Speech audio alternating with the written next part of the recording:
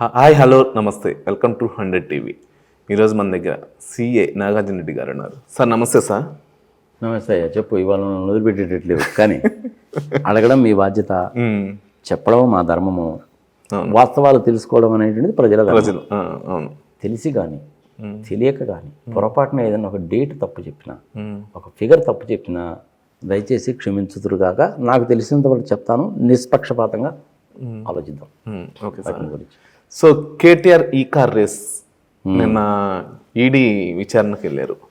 అసలు ఏంటి, నిజంగానే ఆయన ఇన్వాల్వ్మెంట్ ఉందంటారా, లేదంటే గవర్నమెంట్ ఏమన్నా ఇరికిచ్చిందంటారా? ఎంతవరకు దీంట్లో వాస్తవం ఉంది? ఇది మన తెలుగులో సామాన్ చెప్తారు చూసావు, ఏంది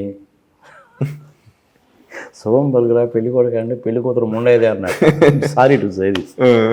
ఇట్లా ప్రభుత్వం ఏమన్నా ఇరికిచ్చిందా, ఈయన ఏమన్నా అవినీతికి పాల్పడ్డా అనేటువంటి నెగటివ్ థింకింగ్ తోటి ఎందుకు మొదలు పెడతారు? అసలు మీరు పాజిటివ్గా ఆలోచన నేర్చుకోవాలి. నెగటివ్ థింకింగ్తో ఎందుకు మొదలు పెడతారు? మళ్ళీ దానికోసం అని చెప్తారు. చేసే ఉంటాడు లేండి సార్ కేటీఆర్, నిప్పులేంది పొగొస్తుంది అయింది. సరే, ఇవన్నీ ఒక టాపిక్ తీసేద్దాం. ఈడీ వాళ్ళు పిలిచారు, 7 గంటల ఏమో విచారణ చేశారు. అవును. అంతకుముందు ఆ యాంటీ కరప్షన్ బ్యూరో వాళ్ళు, సిఐడి వాళ్ళు ఎవరో విచారణ చేసినప్పుడు ఏ ప్రశ్నలు అడిగారో ఆ ప్రశ్నలే నన్ను వీళ్ళు కూడా అడిగారని చెప్పాడు. ఈ ఫార్ములా రేసెస్ అనేటువంటిది ప్రపంచవ్యాప్తంగా ఒక పెద్ద ప్రిస్టేజ్ ఇష్యూ అన్నమాట. ఇది ప్రజలు కూడా తెలుసుకోవాలి. ఇది ఏంటంటే సీజన్ 1, 2, 3 అని 8, 9, 10 అని కండక్ట్ చేస్తుంటారు. ప్రపంచవ్యాప్తంగా కండక్ట్ చేస్తుంటారు. 1, 2 సిరీస్లు ఇండియాలో, ఇంకొక 2, 3 సిరీస్లు అనేటువంటిది సింగపూర్లో అక్కడెక్కడ కలెక్ట్ చేస్తుంటారు. ఇది ఒక పెద్ద క్రేజీ అనమాట జనాలకి. ఇది చూడడానికి ఎవరు వెళ్తారు? నువ్వు నేను ఏమన్నా వెళ్తామా? దావోస్ మీటింగ్కి నువ్వు నేను ఏమి వెళ్ళగలని చెప్పి. అవును. ఇది కూడా అంతే.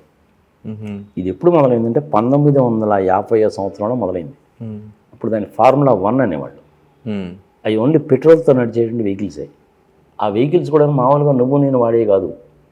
ఈ మెర్సిడీస్ బెంజీ, ఆడి ఇలాంటి కంపెనీస్ వాళ్ళందరూ కూడాను, ఫిరారీ లాంటి వాళ్ళందరూ కూడాను కేవలము ఈ రేసెస్ కోసమే ఒక 3-4 కార్లు తయారు చేస్తారు. ఈ ఫార్ములా 1 అనేటువంటిది పెట్రోల్తో నడిచేటువంటి వెహికల్స్. ఇప్పుడు మనకు హైదరాబాద్లో అంతకుముందు పెట్టింది, పెడదాం అనుకొని క్యాన్సిల్ చేసింది ఏదయ్యా అంటే ఫార్ములా ఈ రేస్ అంటారు దాన్ని. ఎలక్ట్రిక్ వెహికల్స్ మాత్రమే వాడాలి. అవును. ప్రైజ్ మనీ ఎంత ఉండదు దీనికి. ఆ ఫార్ములా ఈ1లో గెలిచిన వాడికి ఇస్తే మా ఇస్తే ఒక £1,00,000 ఇస్తారు అంతే, అంతకంటే ఎక్కువ ఉండదు. £1,00,000 అంటే ఎంత? తిప్పి కొడితే ₹1,00,000.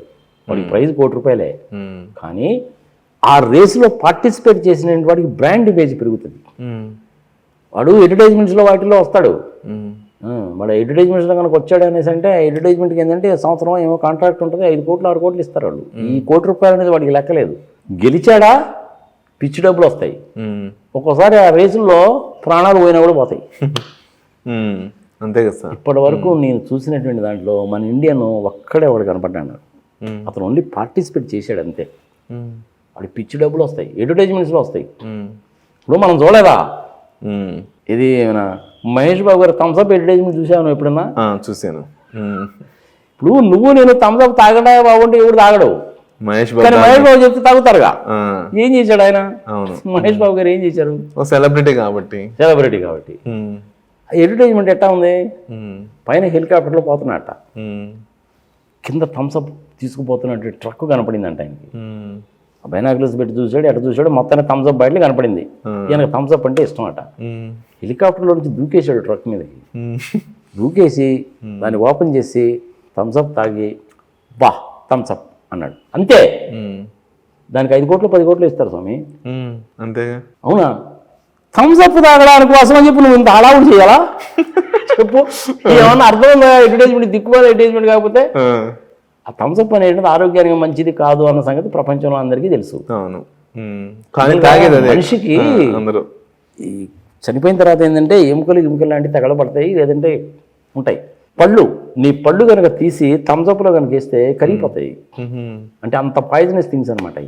దాని మీద కూడా పెద్ద కేసు అయింది. కోకోకోలా, థమ్స్అప్ వీటన్నింటిలో కూడా పాయిజన్ ఉంటుంది అని చెప్పి నిర్ధారించి సంఘ సంవత్సరం చేస్తే ఇంకా అదే రిపోర్ట్ సగం వచ్చి సగం రాకుండా గందరగోళం చేసి చాలా హెవీ ప్రెషర్ పెట్టి మొత్తానికి నోరు ముయించారు. ఇది మహేష్ బాబు గారి అడ్వర్టైజ్మెంట్. అట్లనే ఈ కార్ రేసెస్లో పాల్గొనే వాళ్ళు కూడాను వాడు గెలిచినా ఓడినా ఏదైనా కావచ్చు, పార్టిసిపేట్ చేశాడు, ట్రాక్లో ఉన్నాడు, కారు ఎక్కాడు అంటే వాడు లెవెల్ అక్కడికి వెళ్ళిపోతుంది. దానికోసమే ఈ పాకులాట అంతా. ఉమ్, ఈ అడ్వర్టైజ్మెంట్ మొహంలో డబ్బులు వస్తాయి. ఉమ్, అదేంది జుట్టుకు పెట్టుకునే నూనె కావచ్చు, పళ్ళు తోముకునే టూత్ పేస్ట్ కావచ్చు, చెవుల్లో పెట్టుకుని తిప్పుకునే పొలాలు కావచ్చు, అది బూట్లు కావచ్చు, బూట్ పాలిష్ కావచ్చు, ఏదైనా కావచ్చు. ఉమ్, అక్కడ వాడికి 5 కోట్లు 10 కోట్లు వస్తాయి. ఉమ్, అలాంటి కంపెనీస్ తోటి వీడికి టైప్ కనుక పెట్టుకుంటే వీడి బ్రాండ్ అంబాసిడర్గా ఉండడానికి, బ్రాండ్ అంబాసిడర్గా ఉండడానికి ఉమ్, 10 కంపెనీలు 10 కోట్లు ఇచ్చాడు, వాడికి 100 కోట్లు వస్తున్నాయిగా.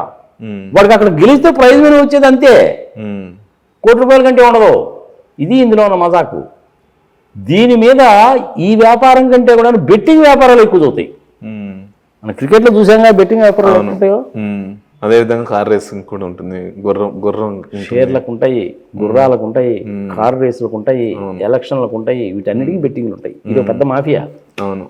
ఉమ్, మన క్రికెట్ ఎట్లా ఉంటుందో మనం చూసాంగా. ఉమ్, ఇండియాకి ఆస్ట్రేలియాకి మ్యాచ్ జరుగుతుంది, బీభత్సమైన T20 మ్యాచ్ జరుగుతుంది. అవును. అవునా? ఉమ్, 20 ఓవర్లు. ఉమ్, ప్లేయర్స్ సంఘ సమాచారం ఉంటారు. ఫస్ట్ ఓవర్లో లాస్ట్ బాల్ 6 కొడతాడా కొట్టడా, ఇది ఒక బెట్టింగ్. ఒకడు అవుట్ అయిపోతే వచ్చేటువంటి వాడు ఎవడు వస్తాడు, అదొక బెట్టింగ్. ఉమ్, ఆ వచ్చినటువంటి వాడు 4వ ఓవర్లో ఫస్ట్ బాల్ 6 కొడతాడా లేదా, లేదంటే 4 కొడతాడా లేదా, ఇది ఒక బెట్టింగ్. ఉమ్, కోట్లలో జరుగుతుందబ్బా. అది యాక్చువల్గా బెట్టింగ్ అనేది ఇల్లీగల్, అవును. కానీ వ్యాపారం అంతా కూడా నాడే ఉంటుంది. ఉమ్, ఈ ఫార్ములా రేసెస్లో కూడా అలాగే ఉంటాయి. ఓకే. హైదరాబాద్లో పెట్టినటువంటిది 2022లో పెట్టినటువంటిది ఈ రేస్ అనమాట. ఉమ్, దానికి కూడా స్పీడ్స్ ఉంటాయి సుమా. ఉమ్, ఈ మామూలుగా ఫార్ములా రేస్ కనుక అయినట్టయితే 370-350 కిలోమీటర్లు మ్యాక్సిమం స్పీడ్. ఉమ్, ఈ ఎలక్ట్రిక్ వెహికల్స్కి అయితే 300 కిలోమీటర్ల maximum speed. Um, machine itself was design like that. అవును. ఉమ్, మెర్సిడీస్ బెంజ్ వీళ్ళందరూ కూడా 3-4 తయారు చేస్తారు కార్లు, దీనికోసమే తయారు చేస్తారు ఎక్స్క్లూజివ్లీ. ఒక్కడే ఉంటాడు అందులో. ఉమ్, మధ్యలో ఏదైనా టైర్ కనుక బరస్ట్ అయిందంటే టైర్ మార్చడానికి కూడా అక్కడక్కడ మనుషులు ఉంటారు, టకటక 5 సెకండ్లో మార్చేస్తారు. ఉమ్, దాని మీద కూడా హెవీ బెట్టింగ్స్ ఉంటాయి. ఇది ఒక క్రేజీ అబ్బా. ఇది ఎవరు తీసుకొచ్చారంటే బ్రిటిషర్స్ తీసుకొచ్చినాయండి వ్యవహారం ఇదంతా. ఉమ్, వాళ్ళు ఏంటంటే వ్యాపారం చేసుకుంటామని ఒక దేశం వెళ్ళడం, వ్యాపారం చేయడం, అక్కడ ఉండేటువంటి జనాల్లో వీక్నెస్ ఏముందో కొనుక్కోవడం, ఇద్దరి మధ్య తగాద పెట్టడం, ఒకటి పక్కన చేరడం, చివరి దేశాన్ని అంతా ఆక్యుపై చేయడం. ఉమ్, రవి అస్తమించిన సామ్రాజ్యం కదబ్బా. ఇండియాలో అలాగే చేశారు. అవును. వాళ్ళ నైజం అది. ఉమ్, వాళ్ళ వల్ల పడ్డం అనేది మన దౌర్భాగ్యం. ఉమ్, ఇండియాలో కూడా అలాగే చేశారుగా. ఈస్ట్ ఇండియా కంపెనీ అని ఫస్ట్ కలకటాలో దిగారు, చివరికి ఏం చేశారు, దేశాన్ని అంతా ఆక్యుపై చేశారు. మనం స్వతంత్రం తెచ్చుకోవడానికి కొట్టడాల్సి వచ్చింది ఉమ్, కదా. అవును. ఆ బ్రిటిషర్స్కి ఏంటంటే ఇలా రాజ్యాలను ఆక్యుపై చేసిన తర్వాత ఇంక వేరే పనులే ఉండవు. ఉమ్, వాళ్ళు ఏం చేసేవారంటే అన్ని ఇలాంటి పనికి మాలిన గేమ్స్ అనమాట. ఇప్పుడంటే T20 వచ్చింది, కానీ అంతకుముందు 5 మ్యాచ్లు కదా. 5 మ్యాచ్లు, ఒక్కొక్క మ్యాచ్ 5 రోజులు. ఉమ్, మన వాళ్ళకేం పని వాటి లేదుగా. అవును. ఈ క్రికెట్ అనేటువంటిది ఈ దిక్కుమాల గేమ్ వాడు పెట్టిందే. ఉమ్, ఇప్పుడు అంటే మన గుంతల్లో బాల్ కొడతారు చూసే ఒక గేమ్, ఆ, అది వాడు పెట్టిందే. ఈ గుర్ర పందాలు వాడు పెట్టిందే. ఉమ్, ఈ ఫార్ములా రేస్ కూడా వాడు పెట్టిందే. ఉహుం, 1950లో ఫస్ట్ మొదలైంది అది. అందుకని దాని పేమెంట్స్ అన్ని కూడా పౌండ్స్లో ఉంటాయి. ఓకే. ఆ, ఈ సమాచారం ప్రజలకు సరిపోద్ది. ఉమ్, మరి ఇప్పుడు కేటీఆర్ గారి కేసు సంగతి ఏంటి అంటే, ఉమ్, హైదరాబాద్ బ్రాండ్ ఇమేజ్ ఎక్కడికో తీసుకెళ్ళిపోదామన్న ఉద్దేశంతో ఆయన పెట్టాడు. ఉద్దేశం మంచిదే కాదని నేను అంటలా, ఉమ్, కానీ హైదరాబాద్లో ఉండే ప్రజలకు మనకు తెలుసు ప్రాబ్లం ఏందనేది. గట్టిగా వర్షం కనబడిందంటే నువ్వు అమీర్పేటలో పంజగుట్లో ఇరుక్కుపోతావు. ఉమ్, ఇది నీకు నాకు తెలిసిందే. అవును. నువ్వేదో ఒక 2 నిమిషాల్లో వద్దాం కదా అని చెప్పి పక్కన ఎక్కడానికి కారు కనుక పాటు చేసేయంటే వాడు క్లిక్ కొడతాడు, నీకేమో ఇది వస్తుంది. ఉమ్, పెద్ద పెద్ద బిల్డింగ్లు కడతారు, అక్కడ మున్సిపాలిటీ వాళ్ళకి HMD వాళ్ళకి ఇచ్చిన ప్లాన్ వేరే, వీడికి కట్టిన ప్లాన్ వేరే. ఉమ్, పార్కింగ్ ఫెసిలిటీ ఉండదు. ఉమ్, మనం వెళ్ళిన వాడు పార్కింగ్ అని పడితే మనకు చాలానే వస్తుంది. ఉమ్, ఆ అప్రూవల్ ఇచ్చిన వాడేమో స్లాబ్ వేసినందుకు ₹1,00,000 డబ్బులు తీసుకుంటాడు, ఈ మినిస్టర్లు డబ్బులు తీసుకుంటాడు, పెనాల్టీలేమో మనం కట్టాలా. ఇది న్యాయమా ధర్మమా ప్రజల విజ్ఞతకు వదిలేద్దాం. ఉమ్, హైదరాబాద్లో బిగ్గెస్ట్ దందాలు ఏంటో తెలిసిన, వాటర్ దందా, పార్కింగ్ దందా. వాటర్ దందా, పార్కింగ్ దందాలే బిగ్గెస్ట్ దందాలు అనమాట ఇది. అవును. ఉమ్, ఇప్పటికి కూడా హైదరాబాద్లో 30% నుంచి 35% వరకే వాటర్ సప్లై ఉంది. ఫర్ ఇన్ఫర్మేషన్, జనాలు చాలా మంది తెలియదు. ఓ, ఓకే. డ్రైనేజ్ కూడా అంతే. అవును. డ్రైనేజ్ ప్రాబ్లం ఎక్కువ. ఇట్లాంటి వాటి గురించి నువ్వు ఆలోచించకుండా ఈ ఫార్ములా లాంటివి ఎందుకు నీకు? సరే పెట్టావు, 1 సంవత్సరం పెట్టావు, బాగానే ఉంది. 2వ సంవత్సరంకి వచ్చింది. 45 కోట్ల రూపాయలు అనేటువంటిది రిజర్వ్ బ్యాంక్ ఆఫ్ ఇండియా వాళ్ళ పర్మిషన్ లేకుండా, ప్రైర్ అప్రూవల్ లేకుండా డబ్బులు పెట్టేశావు. ఎఫ్ఓబి అనేటువంటి కంపెనీ వాళ్ళు ఆర్గనైజ్ చేస్తారు కాబట్టి 8 కోట్ల రూపాయలు అనేటువంటిది నువ్వు తర్వాత అగ్రిమెంట్ క్యాన్సిల్ చేసుకున్నావు కాబట్టి పెనాల్టీ వేశారు. మొత్తం కేసు ఎంత అంటే 55 కోట్లే. ఓకే. చట్ట ఉల్లంఘన జరిగిన మాట వాస్తవం. ఫస్ట్ ఆఫ్ ఆల్ ఏంటంటే రిజర్వ్ బ్యాంక్ ఆఫ్ ఇండియా వాళ్ళ దగ్గర అప్రూవల్ తీసుకోవాలి, దాని తర్వాత ఏదైనా చేయొచ్చు. సో ఫైనల్గా ఇప్పుడు కేటీఆర్ ఇన్వాల్వ్మెంట్ ఉందంటారు. ఇప్పుడు అందులో కేటీఆర్ చేసిన పనేగా. ఇప్పుడు హెచ్ఎండిఏకి అంతకుముందు చైర్మన్గా ఉండేవాడు, principal secretary department of municipal అడ్మినిస్ట్రేషన్కి అరవింద్ కుమార్ అని, ఇది also good friend of mine, మా ఫ్యామిలీకి కూడా బాగా తెలుసు, ఆయన ఎప్పటి నుంచో ఉన్నాడు. ఇంకా సమయ సందర్భం వచ్చిన పేరు చెప్పదు అప్పుడు ఎవరు చెప్తున్నాను నేను. అతను మంచి ఆఫీసర్ అతను. మరి కేటీఆర్ గారు ఏమైనా ఇందులో కలిసి డబ్బులు సంపాదించాడంటే మనకు తెలియదు. 7 గంటలు ప్రశ్నించారు, అంతవరకు బాగానే ఉంది. నేను నీతిగా చేశాను, నిజాయితీగా చేశాను, ఎక్కడా లేదు, ఎవడు ఎన్నిసార్లు అడిగినా చెప్తాను, ఎన్నిసార్లు రమ్మన్నా వెళ్తాను అన్నాడు.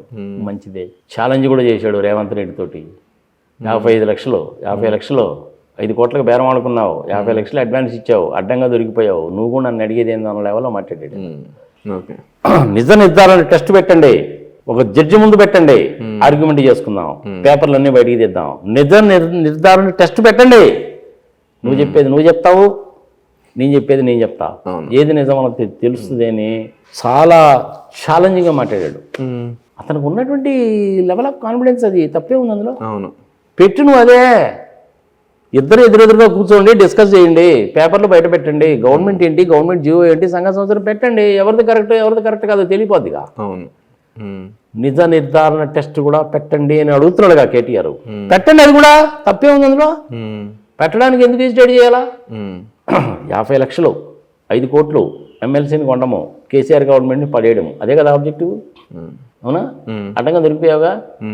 371 కోట్లు skill development scam, Chandrababu Naidu అదేగా. జగన్మోహన్ రెడ్డిని కూడా 16 నెలలు జైలు పెట్టారుగా, 30 కేసులను 11 ఎఫ్ఐఆర్లుగా. వీళ్ళందరూ ఏమైనా పత్తితులా కాదుగా. అంటే మన సామాన్య ప్రజలేం తక్కువ తిన్నారా? ఓటుకి 4,000 తీసుకొని మనం ఓటేలా? బుద్ధి జ్ఞానం లేదు, కడుపు గడ్డి తింటారా, అమ్మ తింటారా, నాకు అర్థం కాదు. అది 4,000 రూపాయలు నువ్వు ఓటుకు అమ్ముకుంటావా? 5 సంవత్సరాల కోసమని 4,000 రూపాయల కకృతిపడి నువ్వు ఓటు అమ్ముకున్నావంటే నీ ఓటు విలువ ఎంత? ఒకసారి క్యాలిక్యులేట్ చేసుకుని నువ్వే. 1650 రోజులు 1670 రోజులు వస్తాయా? అంతేనా? నీ ఫ్యామిలీలో 4 మనుషులు ఉన్నారనుకో, 4 మనుషులు ఉంటే 4,500 20,000 తీసుకున్నావు. ఒక్కొక్క మనిషికి ఎంత పడుతుంది అది? ఒకసారి క్యాలిక్యులేట్ చేసుకుని మీకే తెలుస్తుంది. అంటే మీ ఓటు అనేసి మీకు అంత లెక్కలేదా? 25 కోట్లు ఖర్చు పెట్టి వాడు ఎమ్మెల్యే అయ్యాడు, 100 కోట్లు ఖర్చు పెట్టి ఎంపీ అయ్యాడు. వాడు తాతల తండ్రులు సంపాదించిన ఆస్తులు అమ్మి నీకు ప్రజాసేవ చేయడానికి వస్తాడా ఏంది? ఎందుకు వస్తాడు? మళ్ళీ దోచుకోవడానికి వస్తాడు. మరి 25 కోట్లు ఖర్చు పెడితే వాడు 250 కోట్లు సంపాదించుకుంటాడు. ఎక్కడ సంపాదించుకుంటాడు? మందు అమ్ముతాడు, ఇసుక అమ్ముతాడు, రోడ్లు సరిగ్గా వెయ్యరు, 4 అడుగులు వాటర్ రాబోతే కాంట్రాక్టర్ 3 అడుగులు తవ్వుతాడు, వాడికి అక్కడ డబ్బులు మిగులుతాయి, ఆ డబ్బుల్లో తీసుకుంటారు. ఇవన్నీ కాకుండా ఎలక్ట్రల్ బాండ్స్, సుప్రీంకోర్టు వాడు పొడవు రాలగొండ చెప్పారని తెలియదు చెప్పింది. డబ్బులు తీసుకొని ఓటేయడం అనేది మంది బుద్ధి తక్కువ. ఇప్పటికైనా సరే మీ టీవీ ద్వారా చెప్తున్నాను, ప్రజలకు చెప్తున్నాను నేను, డబ్బు మీకు ఓటు వేయకపోతే మీకు ఇష్టం లేదా ఓటు వేయబాక. అసలు ఓటు వేయడం అనేటువంటిది మీ మినిమం కట్టచేది రెస్పాన్సిబిలిటీ. దానికి కూడా నువ్వు డబ్బులు తీసుకుంటే ఎట్టా? ఈ పార్టీ దగ్గర ఆ పార్టీ దగ్గర ఇద్దరి దగ్గర తీసుకుంటువి, ఎవరికి ఓటు వేస్తాయా బాబు అనేసి అంటే నేను ఇంటర్వ్యూ చేసినట్టు చెప్పారా నాకు జనాలు. అదేందండి ఇద్దరి దగ్గర డబ్బులు తీసుకుంటే ఎట్టండి మీరు ఏంటంటే, లక్ష్మి ఇంటికి వస్తారంటే వద్దంటారా ఏంటి సార్? ఆహ్వానించాలి సార్ మనం. ఎంత బాగా చెప్పారనుకున్నావు. ఎవడు ఇచ్చినా తీసుకుంటాం సార్, టీడీపీ వాళ్ళు ఇచ్చినా తీసుకుంటాం, వైసీపీ వాళ్ళు ఇచ్చినా తీసుకుంటాం, పురంధరేశ్వరి గారే మా ఇంటికి వచ్చి ఇచ్చినా తీసుకుంటాం, మోడీ గారు వచ్చి ఇచ్చినా కానీ ఆయన చేతుల మీద తీసుకుంటాం, ఇండిపెండెంట్ క్యాండిడేట్ దగ్గర తీసుకుంటాం. వద్దని ఎందుకంటాం సార్ మేము? తీసుకుంటాం అంతే. మరి ఎవరికి వేస్తారో చెప్పయా బాబు అంటే నువ్వు అడగకూడదు, నేను చెప్పకూడదు. ఓకే అండి. 2004లో చూసా, 2009లో చూసా, 2014లో చూసా నేను. ప్రజలు ఎంత తెలివి మీరిపోయారంటే నీకెంత నాకెంత, ఈ రోజు నా జేబులోకి ఎంత. ఎలక్షన్ పుణ్యమాని 20,000 వచ్చినాయిగా, ఏదో పని కొనుక్కుందాం కదని ఇంట్లో ఏసీ పెట్టుకుందాం. మళ్ళీ ఏసీ పెట్టుకున్నా కానీ ప్రాబ్లం. నీకు ఏసీ కనుక ఉన్నదంటే నీకు వైట్ రేషన్ కార్డు గీషన్ కార్డు పోతాయి. అందుకని జనాలు కూడా చాలా తెలివిగా ఉన్నారు. ఆ 20,000 రూపాయలు ఏం చేశారంటే 2 రూపాయలు వడ్డీకి ఇచ్చుకోవడం మొదలుపెట్టారు. ఆ 2 రూపాయల వడ్డీకి కూడా మళ్ళీ వాడు ఏమన్నా కాదంటాడేమోనని వాడి దగ్గర ప్రాన్స్లో నోటు రాయించుకొని వాడు ఇల్లు బొల్లో ఉంటే దాన్ని తాకట్టు పెట్టించుకొని మళ్ళీ ఆ ఇల్లు వీడు ఇంకెవరికైనా తాకట్టు పెట్టాడేమోనని చెప్పి సబ్ రిజిస్టార్ ఆఫీస్కి వెళ్ళి ఈసీ తీసుకొని ఇంత చేసిన వాళ్ళు కూడా ఉన్నారు. ఈ నేను ఎలక్షన్ క్యాంపెయిన్కి వెళ్ళినప్పుడు ప్రజలే చెప్పారు నాకు. అందుకని నాకు ఈ సంగతి తెలుసు కాబట్టి చెప్తున్నాను నేను. ఇది వ్యవహారం. ఓకే. టాపిక్ డైవర్ట్ అయిపోతుంది. మరి ఇప్పుడు ఫార్ములా రేస్లో జరిగింది ఏమిటి అనేసి అంటే ఫారెన్ ఎక్స్చేంజ్ యాక్ట్ అంటే ఫిమా అంటారు, ఫారెన్ ఎక్స్చేంజ్ మేనేజ్మెంట్ యాక్ట్లో వైలేట్ చేసావు. ప్రివెన్షన్ ఆఫ్ మనీ లాండరింగ్ యాక్ట్లో సెక్షన్ 3, సెక్షన్ 13 ఇట్లాంటివి వైలేట్ చేసావు. వచ్చిన వాళ్ళు చూసుకుందామని అన్నావు. ఐపీసీలో వాళ్ళు 120B కిందను 409 కింద కేసులు పెట్టారు. కేసు మటుకు స్ట్రాంగ్గానే పెట్టారు. మరి ఆయన 10 రూపాయలు సంపాదించాడా లేదా అనేసి అంటే ఎలక్షన్లో ఎట్లా జరుగుతుందో చెప్పానుగా, మీరు దాన్ని బట్టి నువ్వు అర్థం చేసుకో. నిప్పు లేకుండా పొగ రాదుగా. ఈ రాజకీయ నాయకులు ఏంటంటే 10 కోట్లు తినేవాడు ఉంటాడు, 1 కోటి రూపాయలు తినేవాడు ఉంటాడు. ప్రతి ఒక్కడు కూడా ఎంతోకంత తినకుండా ఈ రోజు ఉన్నటువంటి రాజకీయంలో ఎవడు సర్వైవ్ కాలేడు. ఇప్పుడు నాలంటి వాడు ఎలక్షన్లో నిలబడి నేను డబ్బులు ఇయ్యను, మందు పోయాను, బిర్యానీ పెట్టను, నాకెవడు ఒకటి ఎత్తాడు? ఎవడేయడు ముందు. అంతేగా. ఇప్పుడు మన చనిపోయిన ప్రధానమంత్రి ఉన్నాడు, ఆయన పివి నరసింహారావు గారు కలిసి మన దేశ భవిష్యత్తునే మార్చేశారు. ఈ రోజు నువ్వు వచ్చి ఈ విధంగా అడుగుతున్నావు, నేను చెప్తున్నాను అనేసి అంటే మహానుభావులు వాళ్ళిద్దరే కారణం. ఇద్దరు చనిపోయారు. అవును కదా? అవును. ఇది వాస్తవేగా? అవును, వాస్తవం. మన్మోహన్ సింగ్ గారు ఎప్పుడూ పోటీ చేయలేదు, ఎప్పుడూ రాజ్యసభ మెంబరే. మనకు చనిపోయిన ఆంధ్రప్రదేశ్ సంబంధించి రోసే గారు కూడా అంతే, ఒక్కసారి ఆయన ఎమ్మెల్యేగా గెలిచాడు, తర్వాత ఆయన ఎప్పుడూ ఎమ్మెల్సీ. పోనీ ఇప్పుడు నాలాంటి వాడు కూడా నువ్వు ఏదో ఒక పార్టీతో లింక్ పెట్టుకొని నాకు కూడా ఏదైనా రాజ్యసభ మెంబర్ ఇవ్వండి అనేసి అంటే 100 కోట్లు రెడీ చేసుకోండి రెడ్డి గారు అంటారు. ఇంకా అయ్యి రేట్లు. ఓకే. కానీ ఏంటంటే ప్రజలలో చైతన్యం అనేటువంటిది రావాలి. డబ్బులు తీసుకొని ఓట్లు వేయడం అనేటువంటిది మొదటి చేతి పని. అది నువ్వు డబ్బులు తీసుకున్నావు, ఓటేసావు, వాడు కొట్టాడు కాబట్టి వాడు సంపాదించుకుంటాడు. అడిగే అధికారం నీకే ఉంటుంది. ప్రతి రాజకీయ నాయకుడు కూడా అదే పని చేస్తాడు, సందేహమే లేదు. బీఆర్ఎస్ వాళ్ళకి ఏంటంటే 2 టర్మ్స్ ఉన్నారు. 1,00,000 ఎకరాలని నేను సస్యశ్యామలం చేసేస్తా సంగతి సమాచారం అన్నాడు. అసలు తెలంగాణకు ఉన్న భూభాగం ఎంతమందికి తెలిసి చెప్పాయా? ఓకే, ఒకసారి నువ్వు కొట్టి చూసుకో తెలుస్తుంది. తెలంగాణకి ఉన్నటువంటి భూభాగం అనేటువంటిది 1,62,000 స్క్వేర్ కిలోమీటర్స్. 1 స్క్వేర్ కిలోమీటర్స్ అంటే 1 స్క్వేర్ కిలోమీటర్ అంటే 247.105 ఎకరాలు. దాన్ని బట్టి ప్రజలే క్యాలిక్యులేట్ చేసుకుంటారు. కరెక్ట్, నాకు ఫిగర్ గుర్తులేదు. అందులో నీకు అడవులు పోతాయి, కొండలు గుట్టలు పోతాయి, మనం నివసించడానికి భూములు పోతాయి, సింగరణి కాలనీస్ లాంటి వాటికి పోతాయి, మైనింగ్ కోసం పోతుంది. ఇటుపక్క భద్రాచలం ఫారెస్ట్ ఉంది, ఇటుపక్క ఏమో మనకి నల్లమల ఫారెస్ట్ ఉంది.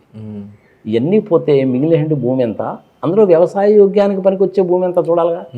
అవును, మనం 1,00,000 కోట్లకి ఇస్తానన్నావుగా, 10 సంవత్సరాలు ఉన్నావు, ఏం చేసావు? కాళేశ్వరం డ్యామ్ కట్టావు, అది అది కూలుతుంది. ప్రజలు అడగాల్సింది అట్లాంటి వాటి గురించి అడగాలి. కానీ ఇట్లాంటి వాటిలో పెద్దగా వీళ్ళు సంపాదించేదంటూ మనకి ఏముంటుంది? అందులో కట్టింది ఏంటి? పౌండ్స్లో కట్టారు, డాలర్స్లో కూడా కాదు, పౌండ్స్లో కట్టారు.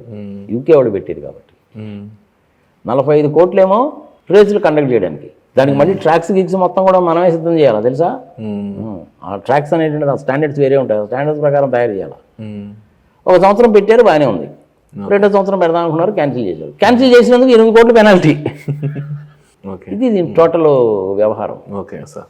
పార్టిసిపేట్ చేసిన వాడికేమో బ్రాండ్ ఇమేజ్ అనేటువంటిది వస్తుంది కాబట్టి వాడు కంపెనీలకి అడ్వర్టైజ్మెంట్ ఇచ్చుకొని వాడు సంపాదించుకుంటాడు. కండక్ట్ చేసిన వాడికి పిచ్చి ఇన్కమ్ వస్తుంది. ఎంత ఇన్కమ్ వస్తుందో తెలిసే వాళ్ళకి, కండక్ట్ చేసే వాళ్ళకి $268 మిలియన్. గుర్తుపెట్టుకో, $268 మిలియన్. 1 మిలియన్ అంటే ఇప్పుడున్న రేటు ప్రకారం 8.5 కోట్లు. నువ్వు మల్టిప్లై చేసుకో, 2,200 కోట్లు ఎంత వస్తుంది? అది ఆదాయం. దానికి స్పాన్సరర్స్ ఉంటారు. ఏబీబీ అనేటువంటి వాడు కూడా ఒక స్పాన్సరర్స్ ఉంటారు. వాళ్ళు ఇస్తారన్నమాట, స్పాన్సర్షిప్ చేసి ఇస్తారు. ఆ కార్లు కూడా ఏంటంటే కొన్ని కంపెనీల వాళ్ళు మాత్రమే తయారు చేస్తారు, ఎవరు పడితే వాళ్ళు తయారు చేయరు. వాళ్ళు తయారు చేసిన తర్వాత వాళ్ళు సెలెక్ట్ చేసుకునే డ్రైవర్ కూడాను వాళ్ళకి ఇష్టమైనటువంటి పర్ఫెక్ట్గా ఉండేటువంటి సెలెక్ట్ చేసుకుంటారు. ప్రాణాలకు తెగించి వాళ్ళు డ్రైవ్ చేస్తారు. గెలిస్తే వాడికి వచ్చేది ఏమన్నా వాడు పెద్దగా, మా వస్తే ₹1 కోటి వస్తుంది గెలిచినందుకు, అంతే. కానీ సైడ్ ఇన్కమ్ ఎక్కువ. ఇది ప్రజలు తెలుసుకోవాలి. మరి ఇప్పుడు అవినీతి జరిగిందా లేదా అనేసి అంటే ఎంక్వైరీ చేశారు. డేరింగ్గా డాషింగ్గా చెప్పాడు. కేటీఆర్ గారు నాకు కూడా మంచి మిత్రుడే. తెలంగాణ ఎజిటేషన్ జరుగుతున్నప్పుడు ఆయన కూడా నాకు మంచి మిత్రుడే. బాగానే మాట్లాడుకునేవాళ్ళము. ఇద్దరము ఢిల్లీలో కలిసినప్పుడు కూడాను, ఆంధ్రభవన్లో ఉన్నప్పుడు ఇద్దరం కలిసి ఇండియా గేట్ దాకా పోయేవాళ్ళము. ఒకసారి ఇండియా గేట్ దాకా పోయేవాళ్ళము, ఒకసారి ఏమో మన పాలికా బజార్కి అక్కడికి వెళ్ళేవాళ్ళము. చక్కగానే మాట్లాడేవాడు. ఒకసారి పవర్ వచ్చిన తర్వాత ఏమవుతుందంటే వీళ్ళకి నాగార్జున రెడ్డి గారికి కానీ ఫోన్ చేస్తే మనల్ని ఏం అడుగుతాడో ఏమో, ఎందుకు వచ్చిన బాధ. ఫోన్ కూడా ఎత్తరు, నెంబర్లు కూడా చేంజ్ అయిపోతాయి. మరి నెంబర్ చేంజ్ అయినప్పుడు నువ్వు నేను కనుకైతే నా నెంబర్ చేంజ్ అని పెడతాంగా, కానీ వీళ్ళు పెట్టడం కూడా పెట్టరు. అధికారం రాకముందు ఒక సామాన్య మానవుడిగా ఉన్నటువంటి వాడు అధికారం వచ్చిన తర్వాత సామాన్య మానవుని కేర్ కూడా చేయలేదు. కేటీఆర్లో చెప్పుకోదగ్గ విషయం ఏంటంటే చదువుకున్నాడు, చక్కగా మాట్లాడతాడు, పొలైట్గానే ఉంటాడు, ఆవేశపరుడు కాదు, కోప్పడేటువంటి వాడు కాదు. 10-15 సంవత్సరాలు అమెరికాలో ఉన్నాడు, ఆ వాతావరణంలో పుట్టి పెరిగి వచ్చాడు. ఆయన ఇంటర్మీడియట్ అని సంగతి సంవత్సరం చదువుకుని మళ్ళీ ఆంధ్రప్రదేశ్లోనే ప్లస్ పాయింట్స్ ఉంటాయి, మైనస్ పాయింట్స్ ఉంటాయి, రెండు ఉంటాయి. చూడు పాపం కేసీఆర్ గారు దురదృష్టం ఏందో కానీ కవితనేమో లిక్కర్ కేసు, ఏందేమో ఫార్ములా రేస్ కేసు, ఇద్దరు ఇరుక్కున్నట్టుగా. అంతేగా ఇక్కడ కూడా మళ్ళీ పాలిటిక్స్ వస్తాయి తెలుసా. ఇక్కడేమో కాంగ్రెస్ గవర్నమెంట్ ఉంది, బీఆర్ఎస్ ఏమో పార్టీ ఉంది, సెంట్రల్లోనేమో బీజేపీ వాళ్ళు. బీజేపీ వాళ్ళకి కాంగ్రెస్కి పడదు, బీజేపీకి బీఆర్ఎస్కి పడదు, కాంగ్రెస్కి బీఆర్ఎస్కి పడదు. ఎవరు రాజకీయం వాడిదే. బీజేపీ వాళ్ళు ఢిల్లీలో కూర్చొని ఏం చేస్తారంటే బీఆర్ఎస్ వాళ్ళు కాంగ్రెస్ వాళ్ళు కదా కొట్టుకుంటున్నారు చూస్తూ ఉంటారు అనమాట. మధ్యలో అవసరం ఏదైనా పొలా పెడతారు కదా, పెట్రోల్ కూడా పోసి తగలబడి రా అంటారు. వాళ్ళు కొట్టుకుంటారు, వీళ్ళేమో హ్యాపీగా ఉంటారు, తమాషా చూస్తుంటారు అనమాట. చివరికి ఏం చేస్తారంటే అటు చేసి ఇటు చేసి తెలంగాణలో వాళ్ళకి బీజేపీ వాళ్ళకి ఉంది కాబట్టి వేరే పార్టీ వాళ్ళు ఎవరైతే ఉన్నారో వాళ్ళని చిన్నగా దూతారనమాట. ఇక నువ్వు వచ్చేసేవా, నీకెందుకు, నీతో పాటు ఇంకొక 20 మందిని కూడా పెట్టరా, ఏదో బీఆర్ఎస్ నీ పని అయిపోయింది కానీ నీ కొడుకుని ముఖ్యమంత్రిని చేస్తాం కానీ కేటీఆర్ని ఈ కేసులు ఏమి ఉండవు, సిబిఐ కేసులు, ఇన్కమ్ ట్యాక్స్ కేసులు ఏమి ఉండవు, అన్ని మేము చూసుకుంటాం కానీ నీ బీఆర్ఎస్ని తీసుకొచ్చి బీజేపీలో మెర్జీ చేయి, కాంగ్రెస్ని కూడా 10 మంది మట్టరావా, నీకు ఎందుకు, నువ్వే చీఫ్ మినిస్టర్ అని చెప్తారు. వాళ్ళు బీజేపీ వాళ్ళు చేసే పని అదే.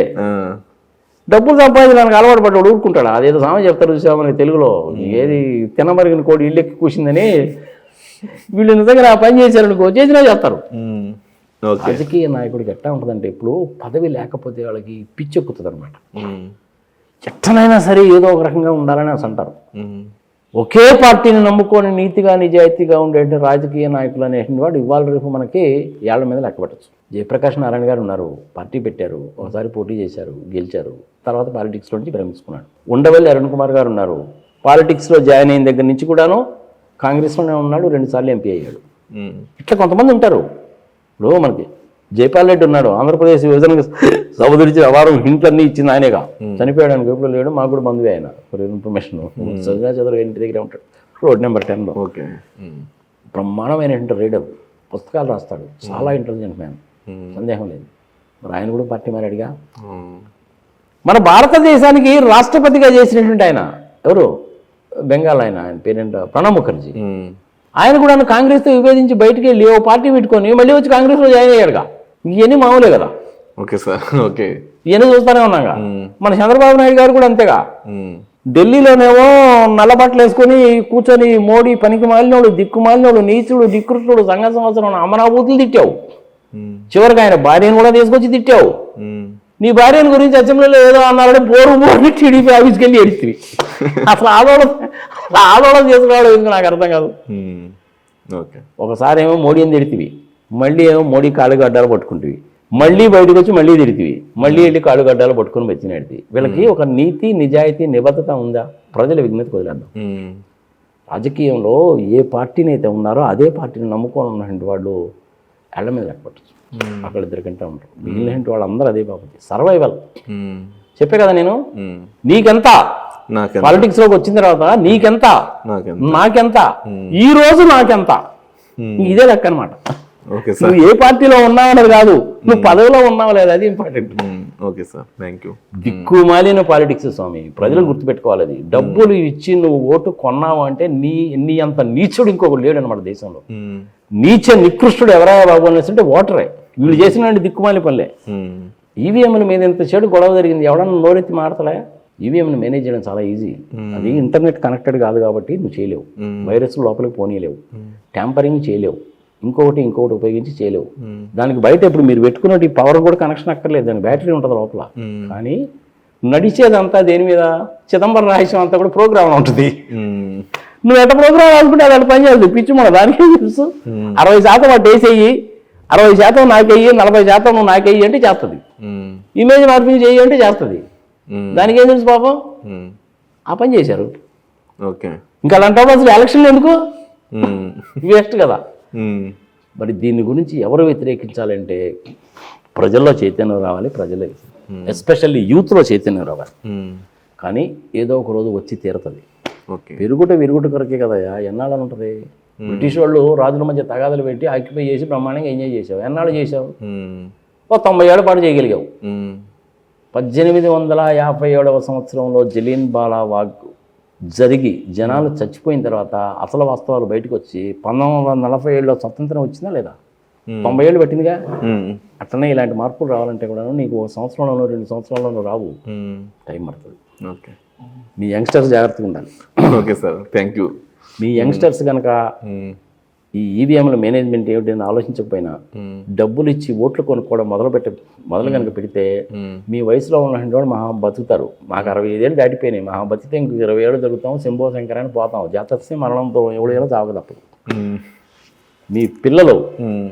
పంజగుట్టలో, అమీర్పేటలో, ఎస్ఆర్ నగర్లో, ఎర్రగడ్డలో, వై జంక్షన్లో, కుక్కడపల్లిలో బొచ్చ పట్టుకొని అడుగు తినే పరిస్థితికి వస్తారు. రాజకీయ నాయకులు అలా చేస్తారు. మ్మ్. మీకు చదువు ఉండదు, ఎడ్యుకేషన్ ఉండదు, మీరేం అడగడానికి వీల్లేదు, మంచినీళ్ళు బాటిల్స్ ఎప్పటికీ కొనుక్కొని తాగుతున్నాం. మ్మ్. స్కూళ్ళల్లో ఫీజులు ఎట్టుంటాయో తెలియదు. కొన్నాళ్ళు పోయిన తర్వాత అసలు గవర్నమెంట్ స్కూల్సే పోతాయి. నువ్వు సచ్చినట్టు ప్రైవేట్ స్కూల్ వల్ల చదవాలా, వాడేమో లక్షల్లో ఫీజులు అంటాడు, నువ్వేమో కట్టలేవు, ఏం చేయాలా? మ్మ్. దయచేసి ఆ పరిస్థితి తెచ్చుకోవాలండి. మ్మ్. జాగ్రత్తగా ఉండండి. ఓకే.